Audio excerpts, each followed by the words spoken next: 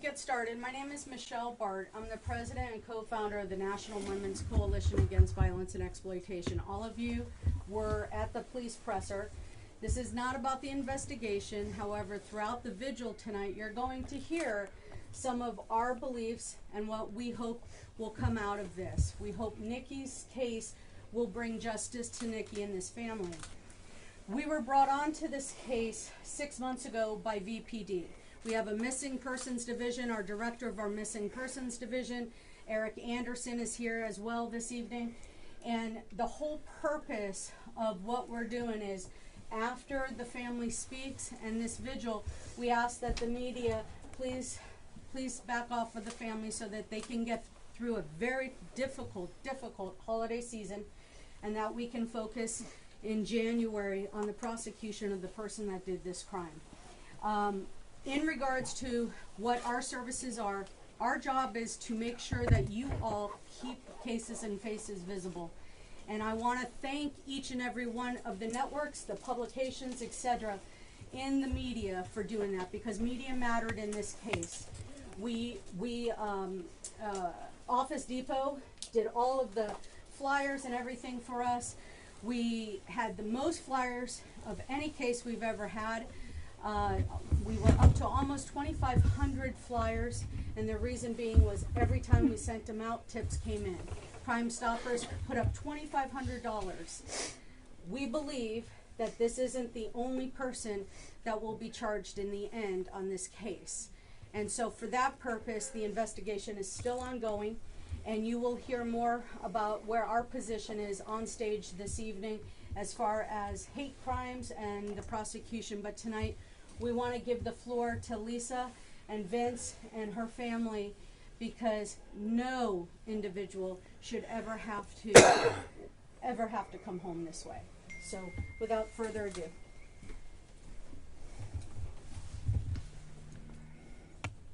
I don't know what to say. Do you guys want to start just saying and spelling your first and last name for us?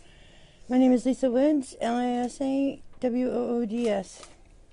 Vincent Woods, Vincentwoods, and I've been Nikki's stepfather for the last 11 years. I'm Nikki Kunhausen, Konradhausen. I'm his older brother. Echo Kunhausen, ECKOKUHNHAUSEN. I'm Nikki's little sister. I guess I'd like to start it off. This last 6 months has been the longest 6 months of our lives. It's just been a roller coaster ride, up and down, playing in our minds what has happened, where is she.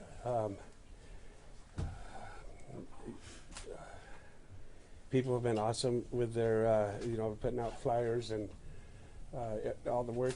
A lot of people put a lot of hard work, trying to bring her home. The outcome, we played with that in our head, the outcome, and we still wasn't ready for the outcome when detectives had talked to us and told us that the outcome. I had made her a Christmas card that morning because I had hoped that she was coming home. And Dave Jensen showed up that afternoon to tell me that my baby was gone. But I want to put a special thank you to the people that were up there on that mountain and did the right thing and brought my baby home to me. I want to thank them so much. Because of them, my baby was brought home.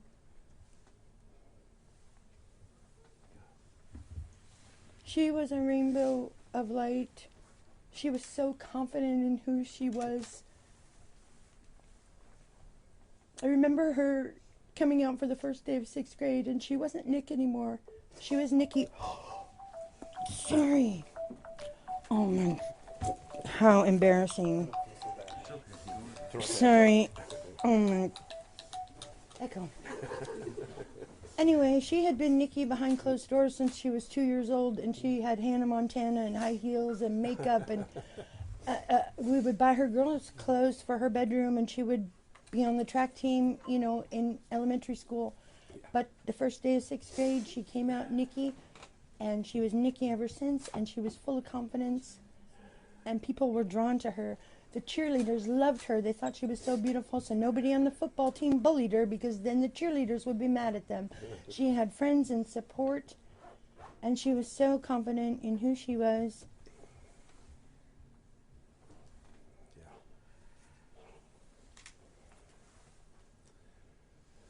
Lisa, what do you think Nikki would want her legacy to be? Never be anything you're not. Nikki was never not Nikki. Even before Nikki came out, for the 17 years I was with Nikki, day in and day out. And I don't mean to bring it up in a press conference, but we didn't have our parents growing up. We had each other. And every day Nikki was Nick. No matter what anybody said to him, Nikki was always himself. Never afraid to be himself. Blared Nicki Minaj every day he got home from school.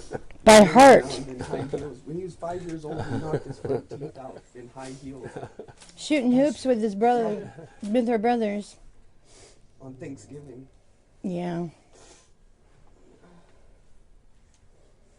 She, my friend Michelle saw her Facebook when she was 14 in 2015 and saw that she had posted that she was 18 and her gender female. And my friend Michelle is a part of the LGBT committee, and she came to us with research off the internet with stories about how representing yourself as a girl on the internet and these men that were responding could be dangerous. And we tried to explain that to her, how dangerous it was, but she didn't feel threatened by people because she was so giving and so nice and so there for the underdog. And you know, she would take off her coat to give to a homeless man. She was there for everyone. She was there for me for 17 years. She was my light. She was my best cheerleader. And because of her, I'm sitting here today. She loved me unconditionally. She never left my side. And when she didn't answer my messages on June 6th, I knew something was wrong. I clocked in at 2 and she hadn't answered my messages. It'd been all morning. At 4 o'clock on my first break, no response. At lunch, I knew in my stomach something was wrong. On the 10th, I filed a missing persons report. The policeman excused himself because he got a call on his walkie. And he came back and he asked me if I'd ever heard of a place called The Compound on 63rd Street. I said, no, what's that? Well, that was a detective vice from sex trafficking and prostitution, and he recognized Nikki's name on the missing persons radio as being red flagged from there. I said, what does that mean, red flagged? Well, she'd been picked up from there many times, so her name's red flagged. And she wasn't arrested? No, she was underage. We took her home. I go, how long has this been going on? Well, the first one was 8 months ago. I go, well, you didn't bring her home to me, so where did you take her? Well, she said her mom lived in Clackamas. We took her out there. Yeah, so you dropped my minor daughter off at someone and you didn't ID them? Because you never brought her home to her mother. Because I'll tell you what, Nikki representing herself in that world as a girl and not telling the truth would get her killed. I knew that. I tried to get through. I had no idea she was in that industry. I had no idea we had a sex trafficking industry in Vancouver. I lived a very sheltered life. I had no clue. And I think that a minor being brought home, they should ID who they're dropping off the child with to make sure that is the parent. Because for 8 months, they knew she was doing it and didn't tell me. Nobody told me. And I'm sorry, but I would have put her in JDH. I would have had her arrested until her mind got right that it's okay to be Nikki, but it's not okay to meet men on the internet under false pretenses. And it wasn't against the law because I don't know why. It wasn't against the law. If they didn't arrest her, give her a ticket, or put her in JDH while she would be safe, they just let her continue being flagged at these places. And these places are not where she needed to be. She wanted to be a makeup artist for the stars. She designed her own clothes. She wanted to be a WWE diva. Yeah, she was a diva. The first transgender WWE diva. And it was natural. It came natural. And I know that God had made her special because, you know, she was 17 and she came to have lunch with me 2 days before she disappeared at where I work. And it was sunny because it was June 4th. And I always check to see if her flawless face shows any signs of getting, because look at my son. And there was no signs of her having one little blemish on her face. And she was meant to be Nikki. And I believe that this man took her life because she was Nikki. I believe this man, if he had sex solicited a girl and she stole his wallet and changed his mind and got out of the car, he wouldn't have killed her. I believe he killed her because she was a transgender. I believe that with all my heart.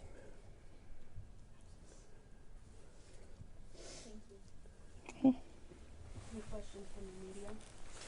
What do you think transgender teens and parents of transgender teens can learn from your daughter's death about protecting themselves? You're never too safe. What'd you say? You're never too safe. Mm-hmm. Because me and my little brother, we haven't been the best examples, but in Sister. being bad examples, you know what I'm talking about, Alex. Oh. Me and Alex haven't been the best examples. We have drug addiction problems of our own, but we always made sure Nikki knew a way out of every situation. And we always thought Nikki would always be safe. Because we were the only people that ever bullied Nikki growing up for being Nikki. And we did it out of love. And we told him that every time we got done bullying him. And he asked me one day, he goes, "Why are you guys so mean to me?" And I'll never forget it. And we said, "Because we're the only ones that'll ever be mean to you, because that's the way we want it to be." And this was exactly what we were afraid of, is somebody that wears a 2XL jumpsuit in jail being just too big. So you can never be too safe. You can never know too much. You can never... She survived being shot 6 times in the car, and he threw her out of the car over in Portland and left her to die.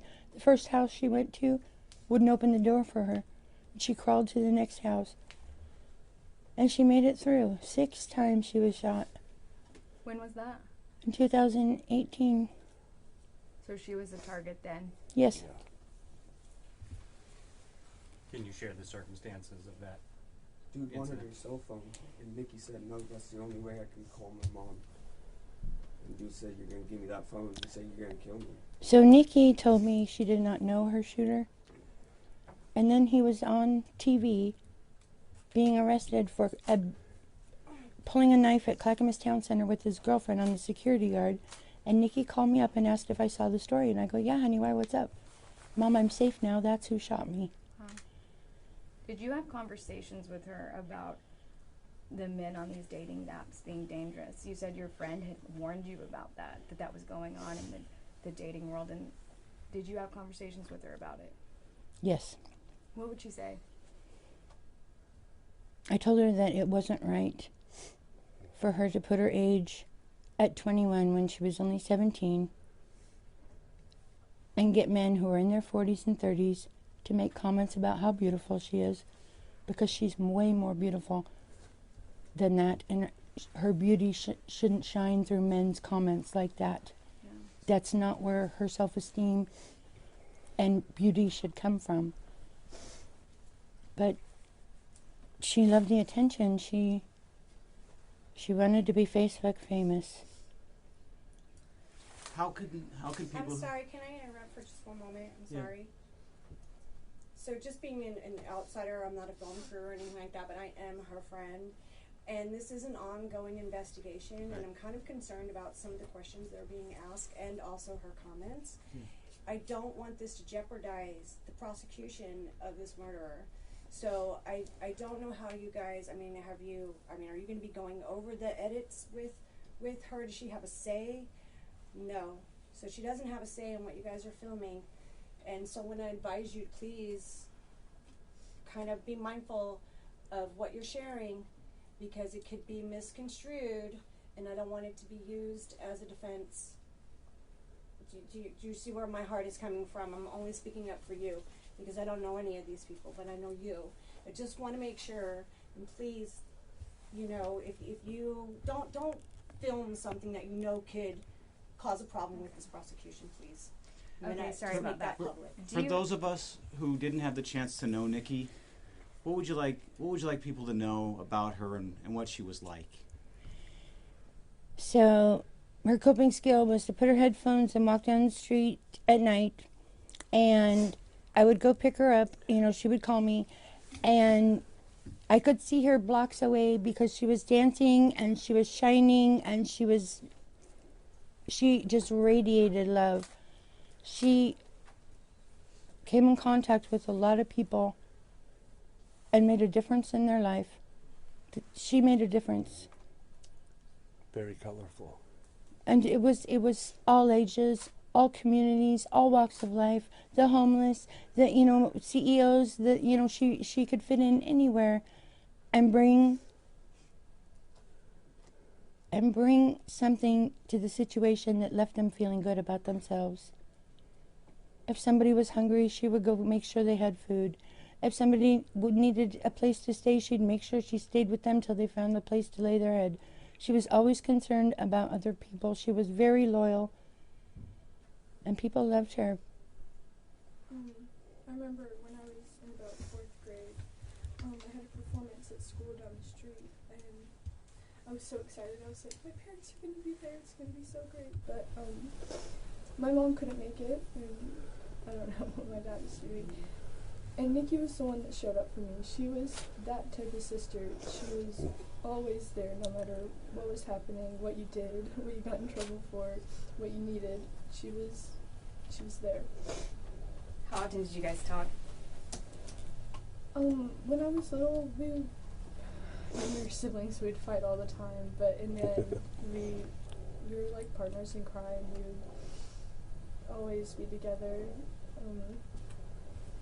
But as we got older, she started doing her own thing, and she got a lot closer with my mom than any of us.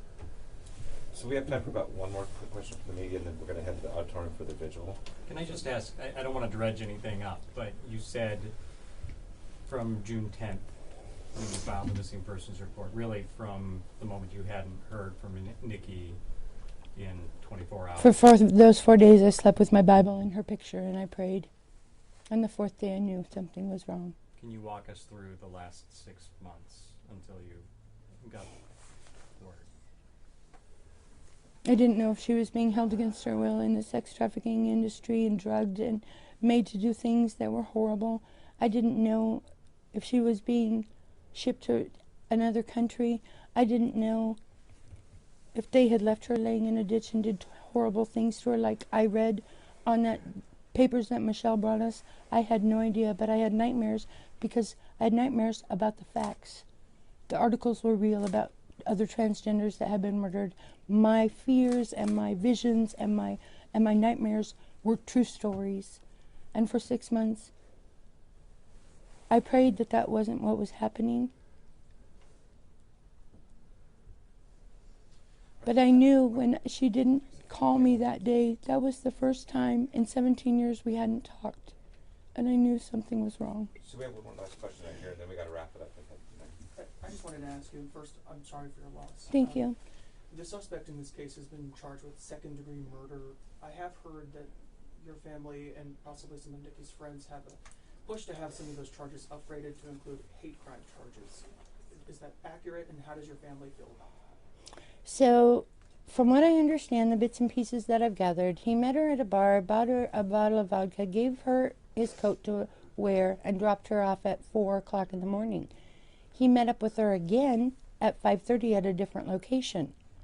So I believe that he picked her up because by 9 o'clock, he was up on Lurch Mountain with her. I believe he went back to get her, and I believe that's a hate crime.